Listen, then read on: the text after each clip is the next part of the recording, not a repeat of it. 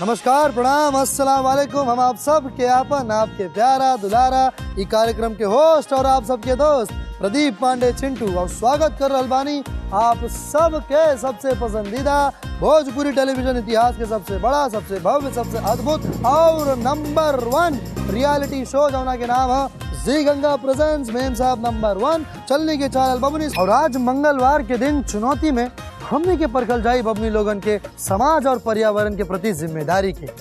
आज के चुनौती बा पर्यावरण और हम। तो चली बबनी लोगन से इस चुनौती के बारे में और भी विस्तार रूप में बात कल जाए और उनका के लगे पहले भेजल जाओ संदेश और बुलावल जाओ चुनौती क्षेत्र में। आओ संदेश आए, संदेश पढ़ेंगे आज। आशा बाकी आप सब तीसरा और आखिरी पड़ाव लोक लुभानी बबुनी के पहला सप्ताह माई के अचरा के पहला दिन बहुत कुछ सीखले होके गंगा भवन में आपके अनुभव के एगो नया दिशा देवे और आपके हुनर के परखे के सिलसिला के आगे बढ़ावे खातिर ई मंगलवार एगो विशेष चुनौती हुई। ई चुनौती के माध्यम से आपके समाज के एगो संदेश देवे के बा।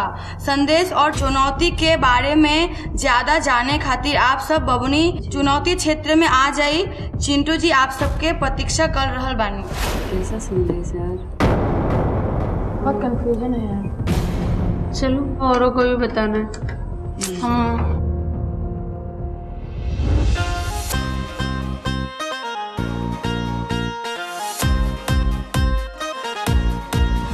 स्वागत बा आप सब लोग के चुनौती क्षेत्र में। कैसा लगा था? मजा आ रहा बा अपन बबुआ और बबनी लोगन के साथ। जब हमनी के चुनौती क्षेत्र में आई नहीं जा और वो बच्चा सबके हमनी के साथ देवल गए फिर से, तो हमके थोड़ा अंदर से लागल कि फिर से आज कुछ नया बच्चा के साथ करे के बा। हमनी के माई के परिश्रम, त्याग और ममता से भाव के अवगत करावे खातिर आप सबके ये हफ्ता चल रहा बा माई के अचरा। और साथे साथे आज होकर दूसरा दिन बा, यानी कि आज चुनौती के दिन बा। और हम सबसे पहले बता दें कि आज चुनौती के नाम है पर्यावरण और हम। इस चुनौती के दो भाग में बांटल गया बा। सबसे पहले बता दें कि कौन चीज है जो ना कि दो भाग में बांटल जाए। ये चुनौती है आज का है ना कि बबुआ लोगन के और बबनी लोगन के जो बच्चा लोग बाड़न, ये बच्चा लोगन के हमनी की गंगा भवन में करे के बाद fancy dress competition, fancy dress competition. Fancy dress की बात है तो हमारे दिमाग में ये आ गया कि जैसे एक डॉल बनाल जाला ओकर ड्रेस बनाल जाला तो ये फैंसी ड्रेस हो जाला। जैसे कोनो को पुलिस की वर्दी पहना दिल गई, कोनो के डॉक्टर की वर्दी पहना दिल गई, कोनो के सिंड्रेला की फ्रॉक पहना दिल गई। तो ये एक फैंसी ड्रेस कंपटीशन। लेकिन जो ये रहल हमार फैंसी ड्रेस मतलब ये चुनौती इनमें कुछ अलग रहल, क्योंकि इनमें टॉपिक रहल पर्यावरण से संबंधित। फैंसी ड्रेस में अलग अलग रूप लिहल जाला, अलग अलग चीज बनल जाला कि ताकि आप उस चीज के प्रॉपर जस्टिफाई कर पाए। तो जैसा कि आज पर्यावरण के थीम बात है, पर्यावरण के हिसाब से, पर्यावरण से संबंधित आप सबके कुछ ना कुछ अपना बच्चा लोग के बनावे के हैं। आप सबके खातिर पर्ची निकाले जाई।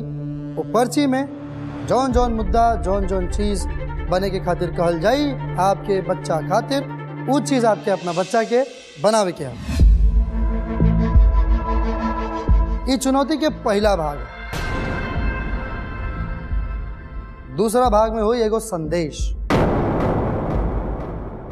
वो आपके अपन दर्शक गण के अपना संदेश के माध्यम से जौन भी संदेश मुद्दा आपके दिहल जाई, वो मुद्दा से आपके अपन दर्शक गण के और समाज में आपके वो जौन मुद्दा बा ओके सुंदर, सटीक और संक्षिप्त रूप में आपके दर्शक गण के बतावे के बाद चिंटू सर ने हमको मतलब समझाया कि एक चुनौती में का करे के बा। तो ध्यान से उन्होंने समझाया कि ऐसन ऐसन ऐसन करे के बा। और एक चीज के ध्यान रखिए, याद बा हाँ भी जी वो एक बार कुर्ती बनल रहे। नाम नहीं लीजिए जी, बाप रे बाप। सासू माई के, आपके हमार बड़की माई के जितना साड़ी रहल सब बर्बाद हो गए रहे, है ना? ना ना ना मत पूछिए। हाँ, तो वैसा सब नहीं के करे के बा। ये बात याद रखें। बाप रे, आज तक अम्मा जी सदमे में है। अच्छा, इतना साड़ी लेके काट दी। गंगा भवन बुलाते तो आती ही नहीं है। नहीं आती। अब आना ही छोड़ दी। बोलती बबनिया सब जिस दिन चली जाएगी ना उसी दिन हम आएंगे। उसी दिन हम आएंगे भाई, जल्दी से खाली करो गंगा भवन। कोनो बात ना, तो वो तरीके से निखे बनाने के बाद कि अगर कुछ भी गड़बड़ या गलत भइल तो ऊ सबके आपके खुद के पहिरे के पड़ी। एकदम छोड़बे ना करम। कि बच्चे भगवान का रूप होते हैं और साथ साथ शैतान के भी। और अगर वो शैतानी में मान लिया बना के पहरा दिया और उनके पसंद ना आए फाड़ दे। अरे बाप रे, सुन रहा है बच्चा। तो आपके अंक हो जाए 0 लड्डू 0 अंडा। ये सब मतलब सोच के काफ़ी हड़बड़ा गए और हमारे लिए तो ये पहली बार रहा, क्योंकि हम कभी फैंसी ड्रेस कंपटीशन ना कभी कर ली और ना कभी सोचने रहे कि हमारी लाइफ में ऐसा आई नहीं। लेकिन गंगा भवन में ये हमें मौका मिलल अपन हुनर दिखावे का, तो हमने के बहुत खुशी मिलल कि जिस तरह होवे अच्छा बनाए, अच्छा करे के कोशिश करे। आज हम दिलदार बनी, आज हम बड़ा मूड में बनी कि पर्यावरण के बाद और हमारा पर्यावरण से इतना प्यार बा कि हम का कहें, हमारा सबसे फेवरेट चीज है कुदरत, पर्यावरण, धरती माँ। यही से हम आप सबके देता नहीं तंग आधा घंटा तंग 3 घंटा 3 घंटा के समय दे रहा बानी। 1.5 घंटा फैंसी ड्रेस की तैयारी खातिर और 1.5 घंटा आपके जो विषय दिल जाए वो विषय के अपन प्रस्तुति के तैयार करे खातिर। तो चलिए शुरू कर जाओ। 3 घंटा के समय बाद बढ़िया से बढ़िया प्रदर्शन करी और जौन भी सामान की आपके जरूरत बा, सामान की तो जरूरत लागी है ना, तो खातिर भाभी के दुकान, भाभी जनरल स्टोर, चौकी जनरल स्टोर। जाइए तो आप। हाँ ठीक बा, हम चलता नहीं, आप लोग करके हम बढ़िया से। बात। All the best. Thank you. Hi भैया जी, हो गंगा भैया।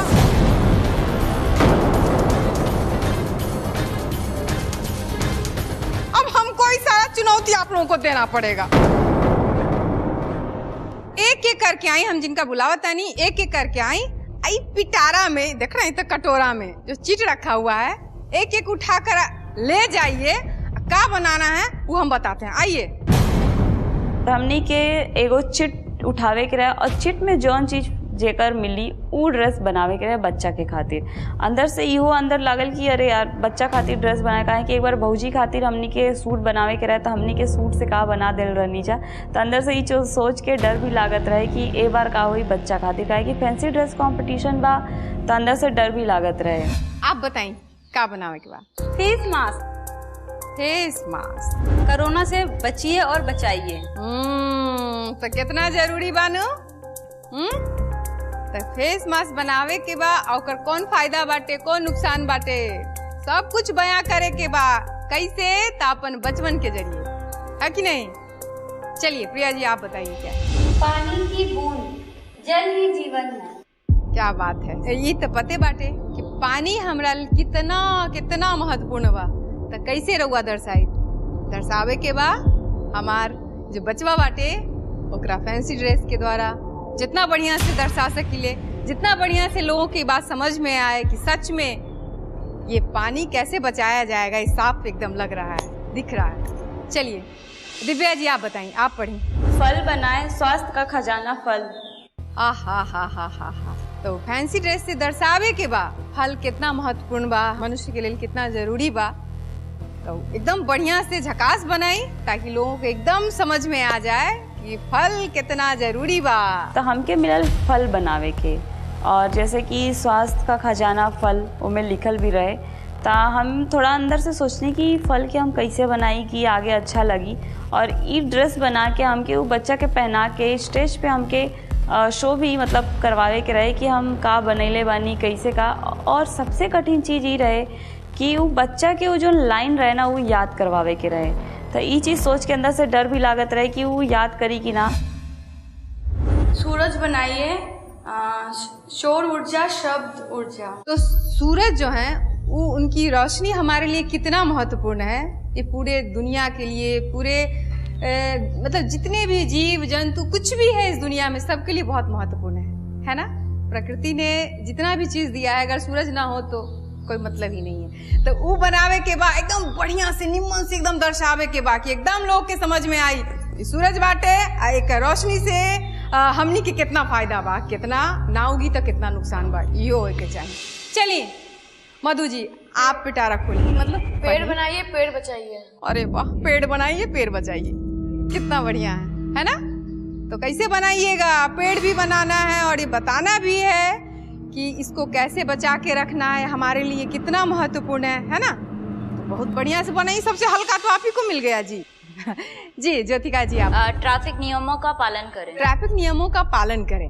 हाँ, तो ट्रैफिक सिग्नल बनावे के बा और जौन जो नियम बा, अरे LKG UKG में पढ़ ले हमरे हुआ है ना, सब याद बाटे ना।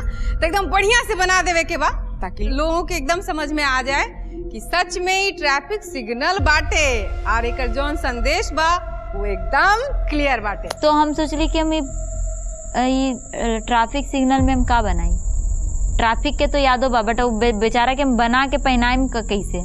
चलिए ज्योति जी कार बनाइए, वायु प्रदूषण से बचाइए। अच्छा, कार बनाइए और वायु प्रदूषण से बचाइए। तो प्रदूषण दिखावे खातिर कार बनावे के बा और सतर्क रहे के बा कि कैसे प्रदूषण से बचा जाए, वो मतलब सतर्कता दिखावे के बाटे। तब हो गई, समझ गई नहीं ना रहुआ सब? कोनो दिक्कत नहीं खे ना। ओके, तब देख ली एकदम आंख खोल के कि सबके सामने अपन अपन सामान रखल बा, बाद बाकी और सामान यहाँ ठेला पर भी लगल बा, जेकरा कमी बेसी होई वो आके यहाँ से ले जाए। ठीक बाटे? तब खेल के अनुसार समय शुरू हो रहल बा। अब सब मिलजुल के तालमेल से बनाई जा। कौनो चीज कम में बढ़े तो बेझिझक ले ले।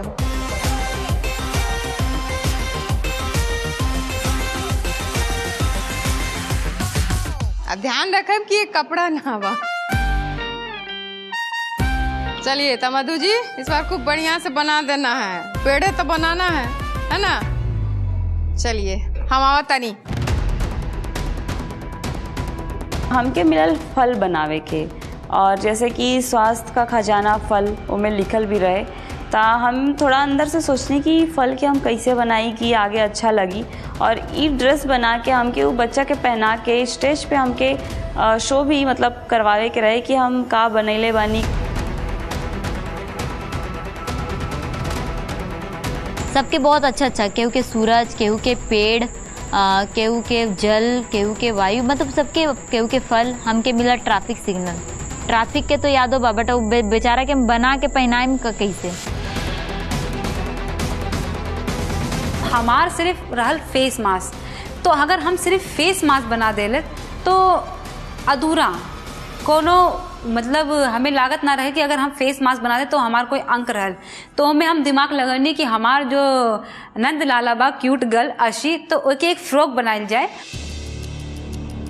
उस फ्रॉक के ऊपर वो क्या बोलते हैं मास्क को लगाया जाए, और साथ में एक बोर्ड जो के ऊपर हम मास्क के फायदे जो हम मास्क पहनने ले, जैसे धूल मिट्टी हमारे शरीर में प्रवेश ना कर सकेला, ऑक्सीजन अच्छे से ले सकेला, और साथ साथ कोरोना से भी बच सकेला, 2 गज की दूरी, मास्क की जरूरी, ऐसे स्लोगन लिख के हमने के वो कार्डबोर्ड तैयार करी नहीं।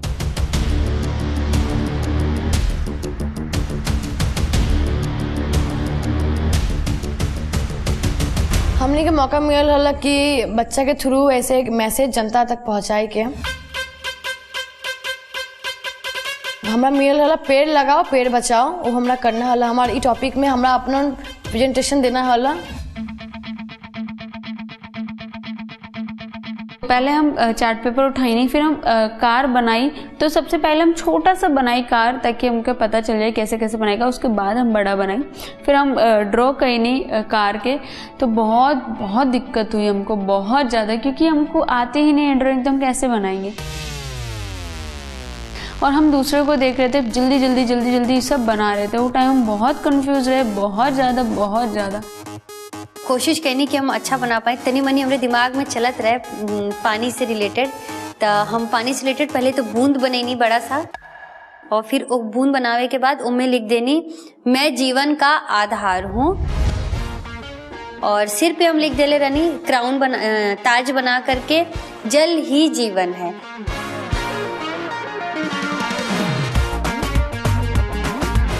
हमने के थोड़ा बहुत अंदर से घबराहट ये आ रहा बा कि हमारी जो बच्ची बा वो 3 साल के बा और ड्रेस बा कागज की यानी कि चार्ट पेपर की। तो डर लागत रहा कि कहीं पहनते पहनते ही कहीं फट ना जाए और या फिर कहीं वो आई गई बच्ची तो उन्होंने पकड़ के ही फाड़ दी, तो हमने के बहुत डर लागत रहा। हम देखने की प्रिया बहुत अच्छे से मतलब बनावत आ रही रहे ओकरा देख के हम टेंशन में हो गए थे कि हमसे तो हो ही नहीं रहा। इस चुनौती में तो हम बहुत ही मतलब बोलते हैं कि ढीले पड़ गए थे बहुत ज़्यादा, कुछ समझ ही नहीं आ रहा था वो टाइम पे हम क्या करें।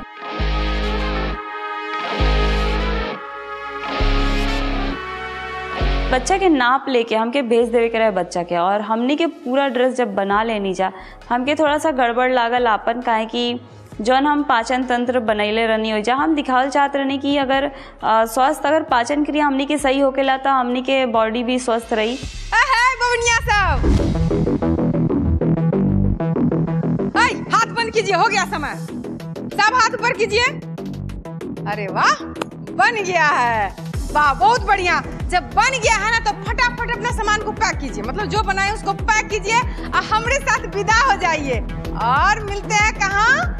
फैंसी ड्रेस कंपटीशन में बबनी और बबुआ के साथ। बढ़िया से तैयार कीजिएगा, ठीक है ना? तो चलिए।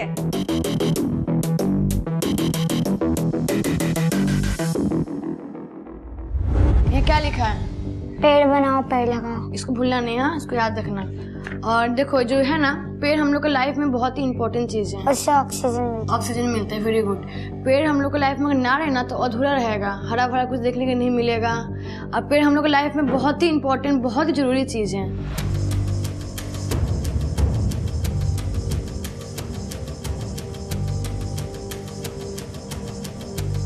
अब हो गया हमार, अब हम जाती नैतिक के रेडी करें।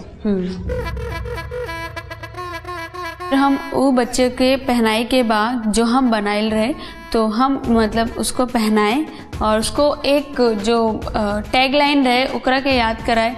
तो वो टाइम पे तो वो बहुत अच्छे से याद कर ली, बहुत प्यार से पहन में बहुत अच्छे से लिए, क्योंकि हमने उसके लिए ताज बनाया था और कार बनाई थी। बहुत प्यार से हमने उसको पहनाया। तो रेडी हो गए? हाँ। अच्छे लग रहा है बहुत। पता है ना आपको क्या करना है? हाँ। आपको टैगलाइन भी याद है? हाँ। तो एकदम स्टेज पे कॉन्फिडेंट हंसते हुए और प्रेजेंटेशन के साथ रहना है। तुमको पता है हमने क्या बनाया है? बताओ ये क्या है? पानी के बूंदे। पानी की बूंदे? अरे वाह। अब तुम्हें इसे पहनना है, हाथ डालो ना, बहुत आराम से पहनना, क्योंकि अगर ये गलत हो गया ना तो हम लोगों का नंबर कट हो जाएगा, ठीक है? अब इसमें डालो अपना हाथ आराम आराम से। अब कुछ तुम्हें लगे कि ये सही नहीं आ रहा तो बताना, ठीक है? लेकिन हमारे लिए बहुत कठिन हो गया रहे बच्चा के संभालल, ओके ड्रेस पहनावल, फिर वो कागज के ड्रेस रहे, डर ही लगत रहे कि फट जाई तो अंक भी फट जाई हमन का। अरे क्या हो गया? तुम्हारा लेफ्ट कौन सा? राइट एंड लेफ्ट कौन है? ये लेफ्ट है ना? अरे वेरी गुड, तुम्हें पता है राइट एंड लेफ्ट।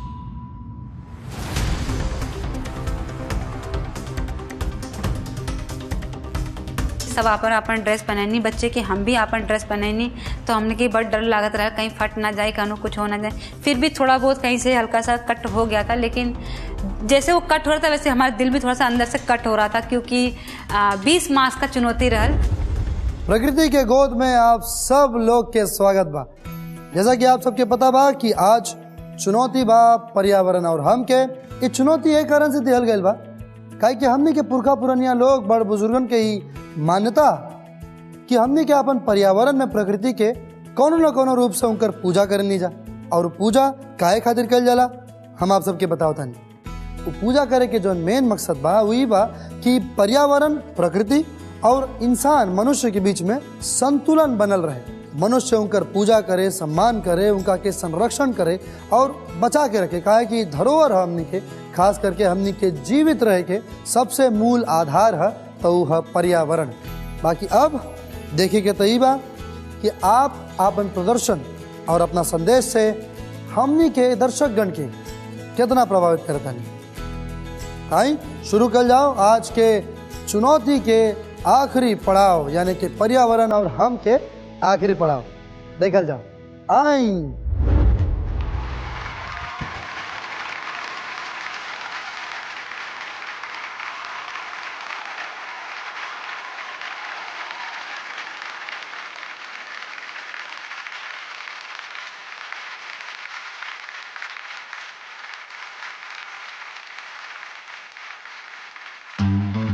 बहुत बढ़िया।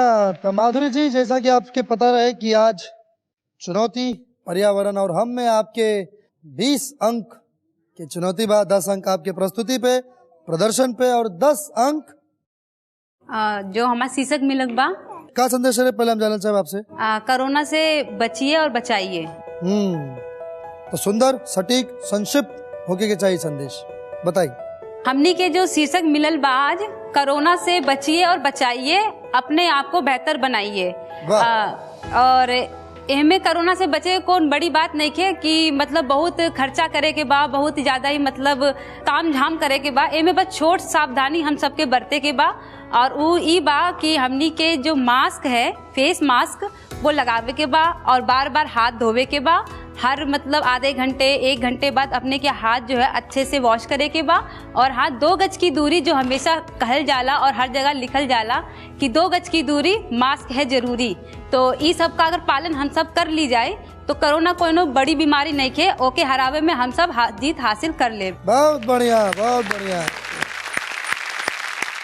बहुत बढ़िया। ये आज हमने के देखे के कि आप अपना शीर्षक, जौन भी आपके शीर्षक दिहल गइल बा, जौन भी आपके मुद्दा दिहल गइल बा, ओकरा जरिए से आप हमनी के दर्शकगण के का संदेश दिहल चाहता नहीं, का संदेश देता नहीं, और आप बहुत अच्छा बात कहनी है। बहुत ही बढ़िया रहे आपके संदेश, बहुत अच्छा। आ जाए जल्दी से फटाफट। जब हमारी बारी आए तो हम अच्छे से ओके प्रस्तुति देनी और कॉन्फिडेंस रहनी कि जो भी अच्छा बनानी है। और जो अपन, क्योंकि पहली बार रहल फैंसी ड्रेस कंपटीशन, तो हमारे लिए तो अच्छा ही रहल। और साथ में जो हमने के कार्ड पे फ़ायदा लिख रहे हैं ओके बढ़िया से हम प्रस्तुति देनी, संदेश देनी, तो काफ़ी हद तक हमना जो हम सोचते रहे कि पर्यावरण और हम जो थीम रहल, तो ओके बेस पे हम खरा उतरनी, ये हमके लागत रहे। और अशे भी उस समय लास्ट खेल में तो हमने साथ ना देनी, लेकिन ये पर्यावरण हम चुनौती जो रहल वो में अर्शी हमारे बहुत साथ देनी, और बहुत अच्छे से हम ये चुनौती पूर्ण कर सकेंगे। आए अब अगला बबनी।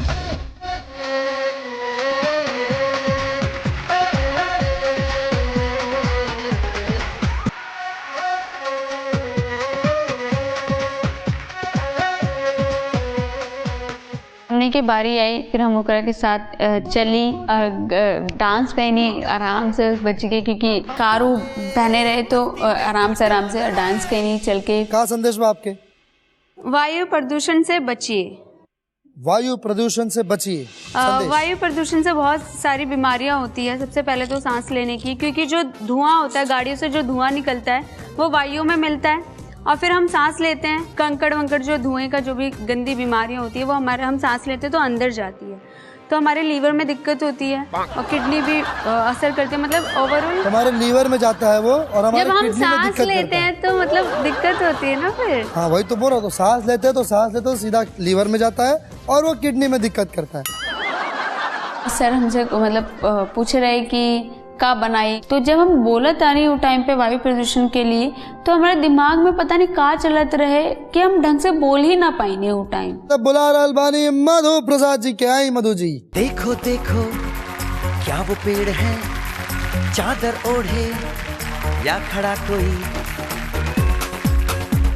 मधु जी, का शीर्षक रहे आपके?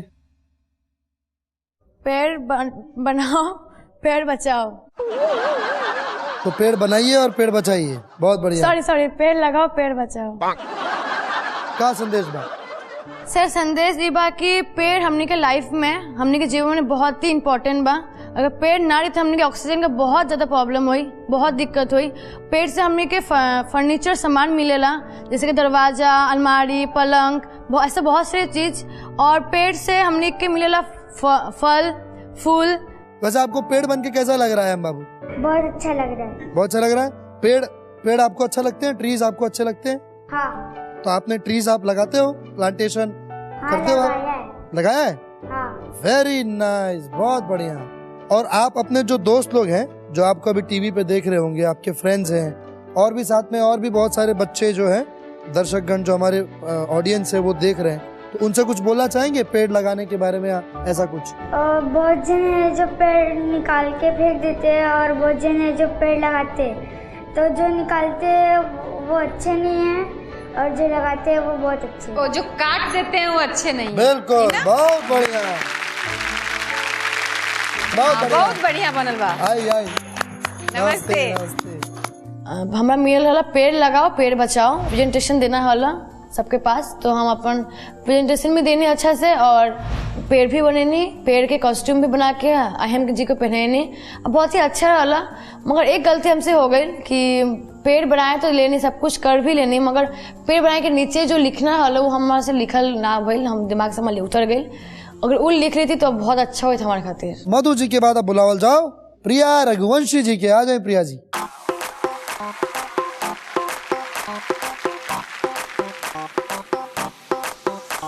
प्रिया रघुवंशी जी, का शीर्षक रहे आपके? जल ही जीवन है। जल ही जीवन है, बहुत बढ़िया। का संदेश देना चाहे दर्शक गण के अपना ही शीर्षक के माध्यम से? जल है तो कल है, जल ही जीवन है, आओ मिलकर हम सब कसम खाएं, पानी की एक एक बूंद बचाएं। अरे वाह, बहुत बढ़िया, प्रभावशाली विचार बा आपके, बहुत बढ़िया। रैंप वॉक भैल और हम सिखैले रहनी नैतिक के कि प्लीज नमस्ते भी बोलिया, और इतना बोल दिया कि जल ही जीवन है। फिर उसके बाद 4 लाइन हम भी बोलने रहनी, तो हमके तो बहुत अच्छा लगल और वो दिन हम कॉन्फिडेंट रहनी कहे कि हमारा अच्छा बनल रहे, और हम मेहनत भी कर रहनी कि अच्छा बनावे खातिर। प्रिया रघुवंशी जी के बाद बुला रहल बानी अपना अगला बबुनी के, ज्योतिका पासवान जी। आ जाए ज्योतिका जी।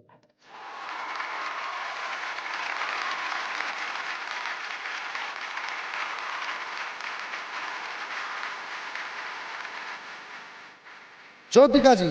प्रणाम सर। प्रणाम भाभी। प्रणाम प्रणाम। का शीर्षक रहे आपके? बताओ बेटा। ट्रैफिक सिग्नल ट्रैफिक नियमों का पालन करें। वाह, बहुत बढ़िया। ट्रैफिक सिग्नल ट्रैफिक नियमों का पालन करें। पहले हम एकर विशेषता बताए चाहे हम ट्रैफिक सिग्नल बहुत ही महत्वपूर्ण बा, एकर पालन करना बहुत ही जरूरी बा।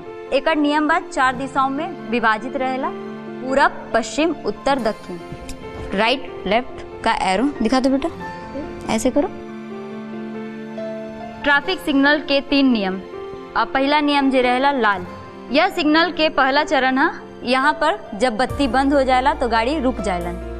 पीला बत्ती जलते ही गाड़ी स्टार्ट की ओर स्टार्ट होवेला और हरा जलते ही गाड़ी चल पड़ेलन। और एकर महत्व बा, अगर सिग्नल ना हो तो बहुत ज्यादा दुर्घटना हो, बहुत लोगों के जान जा सकेला, तो एकर नियम के पालन करल बहुत जरूरी बा। बहुत अच्छा विचार, बहुत अच्छा संदेश रहला ज्योतिका जी, बहुत बढ़िया।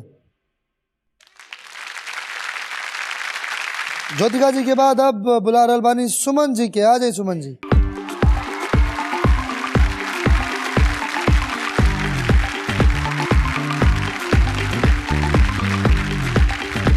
जी, का संदेश दिया चाहे आप अपना दर्शक गण के, हमरा के, भाभी जी के?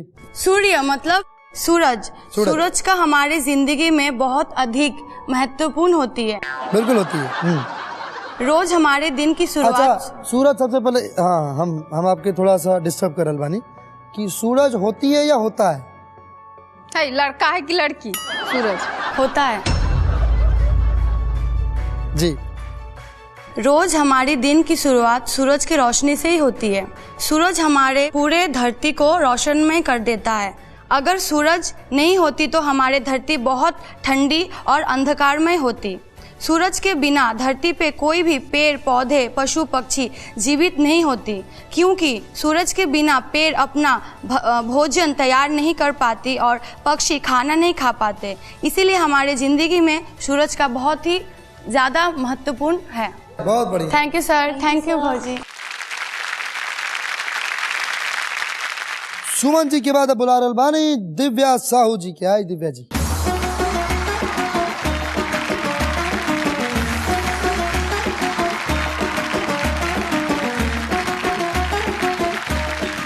दिव्या जी। प्रणाम सर। प्रणाम भाभी। प्रणाम प्रणाम। का शीर्षक रहे? बताना। स्वास्थ्य का खजाना है फल। स्वास्थ्य का खजाना फल। स्वास्थ्य का खजाना फल, का संदेश बा?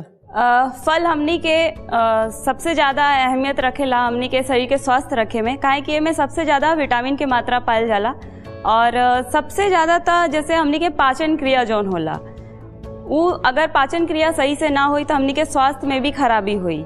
जैसे कि केला में फाइबर पायल जाला, विटामिन B6 और विटामिन C और मैग्नीशियम के मात्राओं में पायल जाला। हमनी के आंत में बैक्टीरिया जौन होखेला, बहुत जौन लाभकारी बैक्टीरिया होखेला, जौन हमनी के आंत के सही रखेला, ओके बढ़ावे में मदद करेला। और जैसे कि खून बढ़ावे में, और जैसे अभी कोरोना के टाइम चलता और हमनी के इम्यूनिटी के सबसे ज़्यादा ज़रूरत बा, तो फल खाई और इम्यूनिटी बढ़ाई। बहुत बढ़िया दिव्या जी, याद है। बहुत अच्छा लगल हमनी के बना के ले गई नी जा, जब स्टेज पे गई नी जा बच्चा लोग के बना के, वो चीज़ सबसे अच्छा लागल रहे कि एगो होला ना स्कूल के याद आ गल रहे, जौन एनुअल फंक्शन या फैंसी ड्रेस कंपटीशन होकेला, ऐसे ये चीज़ देख के बहुत अच्छा लगा। कुछ नया होत रहे गंगा भवन में, हमके बहुत अच्छा लागल वो देख के। हम जानना चाहे अपना जितना भी बच्चा लोग के माई बाड़ी, आप सबको कैसा लगा असली माई जे बाड़ी? हाँ, मुझे बहुत अच्छा लगा। और आज कल से ज्यादा मेरी बेटी आज बहुत ज्यादा खुश थी। तो मुझे देख के बहुत अच्छा लगा। और उन्होंने अपना मतलब आज तो बहुत ही बेस्ट दिया है और मेहनत भी बहुत की है उन्होंने। अरे वाह, बहुत बढ़िया माधुरी जी। हाँ जी, आप? बहुत अच्छा लगा मुझे। अर्चित पहले कभी ऐसा प्रोग्राम में पार्टिसिपेट नहीं किया है, आज इसको देख के लगा कि ये आगे बहुत कुछ कर सकता है। अरे वाह, तो कैसा संभाला इनको हमारी दिव्या जी ने? बहुत अच्छे से संभाला। बहुत अच्छे से संभाला? बहुत अच्छे से संभाला। आज आपको वो फैंसी ड्रेस मजा आया? बहुत पसंद आया। हाँ, खैर बहुत बहुत धन्यवाद, आप आई और हमारे अर्चित बाबू भी आए, बहुत अच्छा लगा। जी, आप बताएं। एक्चुअली बहुत अच्छा लगा मुझे, क्योंकि अभी तो फर्स्ट शो भी है इसका, अभी तो स्कूल भी नहीं जाती है, इसके लिए कभी स्कूल में प्रोग्राम नहीं किया उसने, पर बहुत अच्छा किया ज्योति मैम ने। मतलब बहुत अच्छे से उसको ट्रीट किया कि मतलब वो इतना भी कर पाई। मुझे नहीं लगा था कि वो कुछ भी कर पाएगी।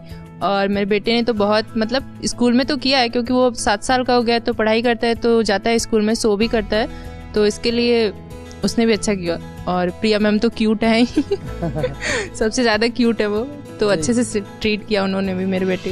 जी, आप बताएं। फर्स्ट ऑफ ऑल तो हम सब माताओं की तरफ से आपके शो को बहुत बहुत धन्यवाद,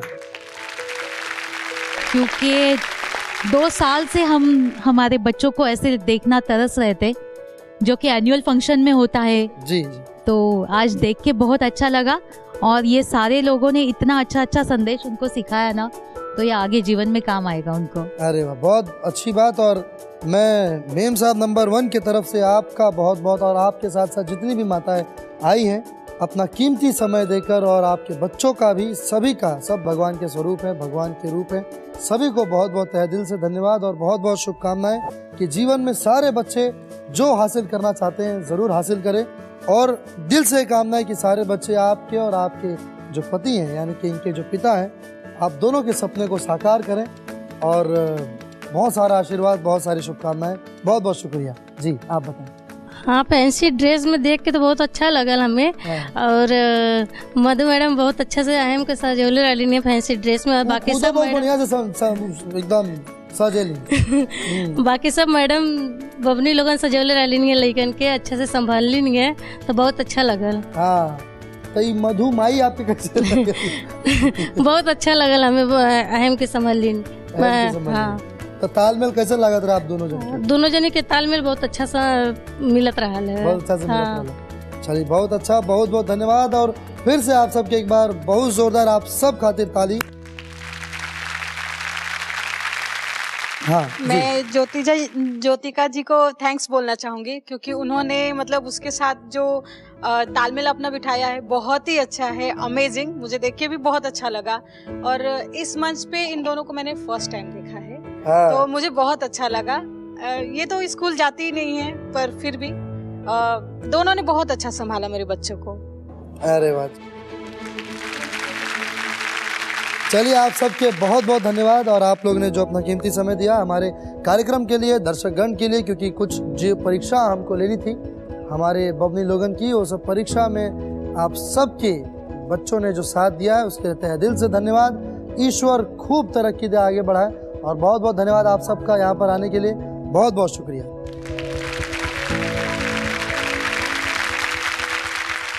तो अब यशोदा माई लोग यानी कि अमर बबुनी लोग अपन अपन नंद लाला के विदाई दे दी, काहे कि अब इनका सबके जाए के समय हो गए बा। और अब आप सबके घड़ी बाद जाने के कि केकर बबुनी के बाद सबसे अच्छा प्रदर्शन और केकर बाद सबसे कम अंक। उससे पहले सब बच्चा लोग के एक बार अच्छा से विदाई दे दी। बहुत बहुत शुक्रिया। जब बच्चा के जाए के बारी आयल ना तो हम लोगों के मन ना एकदम छोट हो गेल रहा। खोलो खोलो दरवाजे पर दे करो किनारे, खूंटे से बंदी है हवा मिल के छुड़ाओ सारे। हम लोग चाहते रही कि ना और एक हफ्ता और 2-3 दिन और 2-3 दिन अच्छा ना लगा था बस बट जाए के तो रहल तो उन लोगों के अच्छे से हम लोग विदाई दे दिली। धूप है झम से बिखर दिल खुश जहां।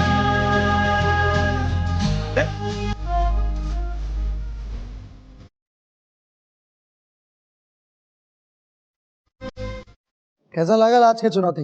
अच्छा लगा। अच्छा लगल? जी सर। मजा आयल? सर बहुत मजा आयल। पर्यावरण के गोद में तो वैसे सबके अच्छा लगेला, मजा भी आवेला। और जन मधु जी कहली सुकून, बिल्कुल सुकून तो मिलेला पर्यावरण के गोद में। और आपके पता बा ई हफ्ता आप सबके खातिर बहुत ही खास बा और आपके जीवन भर ये हफ्ता याद रही। काहे कि आप अपना आपके बेहतर साबित करे खातिर केहू दोसर के बच्चा के पलनी पोसनी, ओकर ख्याल रखनी, उनकर हर इच्छा के पूरा करनी, है ना? तो चली आप जानल जाओ आपन सब अपने लोगन के प्रदर्शन आज के चुनौती में कैसन रहला। का लगा तब अपने लोग आज केकर प्रस्तुति सबसे कमजोर रहल हो? कौन 3 बबनी की? माधुरी जी? सर हमार लागत है कि हमारा थोड़ा कम हो रहा है।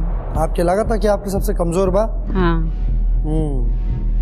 सर हमके भी लागत है कि हमार कमजोर रहल आज। आपके भी लागत है? जी सर। और है अब एक वो गीत सब नहीं गाइए, देखिए तो। नहीं सर, हम जब यहाँ बैठे रहे तो हम इन सब से बोले रहे कि आज अगर हमने के गले में ये हंसली ना होती तो आज हम विदाई के गेट पे होती। रघुवंशी जी? हमके लगत रहे कि कुछ मिस्टेक हो गए है और मैसेज भी हमारा बहुत छोटा ही रहे, थोड़ा और अच्छा हो सकत रहे। मधुसुमन जी के ऐसा बिल्कुल नहीं खिला गया ना सर, ऐसा कोई बात नहीं है, ठीक ठाक रहा, लेकिन कुछ भी हो 11 हफ्ता बीत गल, ठीक ठाक रहा सर, ठीक ठाक। और जब भी ठीक ठाक बोलने तब तक विदाई के चौखट पे आवेली। मधु जी? सब अच्छा रहा हमार। और सब अच्छा रहा। आज नहीं बोलने की काव कही। आज ना बोले कि क्या बोले। हमार सब अच्छा रहा, एक नंबर, सबसे अच्छा मार रहा। ये अच्छा रहे। ज्योतिका जी? सर हमसे जितना भी हो पाए हम बहुत अच्छा से अपन कार्य के कर ली और सबसे अच्छा ये रहल कि हम जे बच्चा हमके मिल रहल वो बहुत ऊंची से खुश रहल। वो कहता हमके टोपी हम घर लेके जाए, हम ले जा, तो सबसे अच्छा हमके लगल कि हम अपन तरफ से बेस्ट दिली, बाकी आप जाने।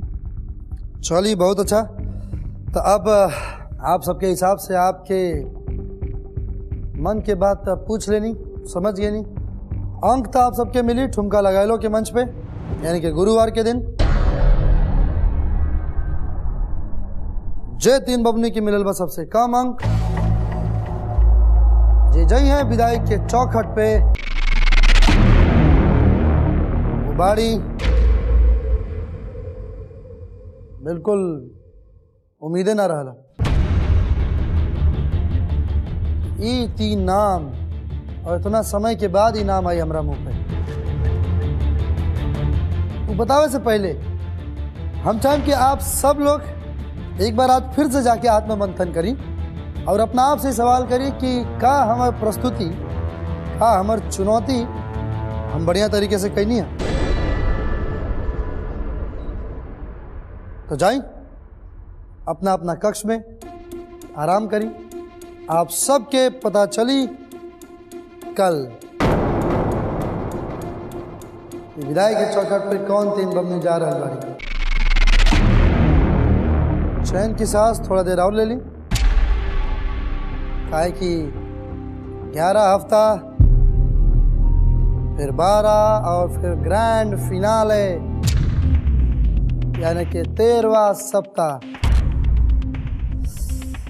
इतना पास आके घर से विदा होके में थोड़ा सा दुख तो हुई है ना। चलिए देखल जाओ केकर मेहनत और केकर किस्मत बा प्रबल, ये हमने सबके पता चली कल।